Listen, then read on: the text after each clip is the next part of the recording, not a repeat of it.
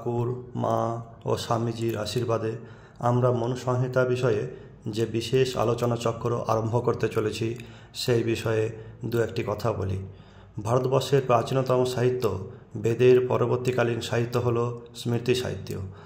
বৈদিক সাহিত্যের মধ্যে ভারতবর্ষের পবিত্র জ্ঞান নিহিত ছিল, তাই পরবর্তীকালে স্মৃতিশাস্ত্রে সহজ ও সরলভাবে সকলের উপযোগী করে মনুষ্য সমাজে উপস্থাপন করেন আচার্য মনু ১২ অধ্যায় বিশিষ্ট মনুসংহিতা গ্রন্থের মাধ্যমে। মনুসংহিতা গ্রন্থে কেবল বৈদিক ধর্ম সংস্কার আচার আচরণাদি বিষয়ে কথিত হয়নি, সেই সাথে লিপিবদ্ধ হয়েছে ভারতবর্ষের তথা সমগ্র বিশ্বের সকল মানুষের চিরন্তন দুঃখ ও সমস্যা সংকুল পরিস্থিতি থেকে উত্তরণের উপায়।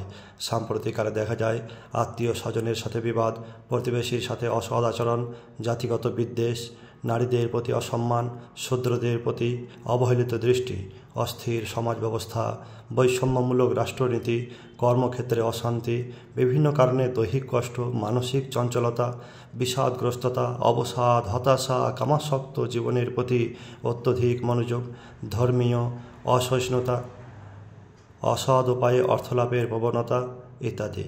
এই সকল কারণে আজ সকলে জাতি, ধর্ম, বর্ণ, স্ত্রী, পুরুষ নির্বিশেষে জ্বলন্ত দুঃখের সম্মুখীন। দুঃখ থেকে পরিত্রাণের উপায় খুঁজে না পেয়ে তারা আরও দুঃখে জড়িয়ে পড়েন। এই পরিস্থিতিতে সকল প্রকার সমস্যা থেকে সমাধানের উপায় খুঁজতে মনুসংহিতা নামক সঠিক গ্রন্থের উপদেশ অনুসরণ করা উচিত।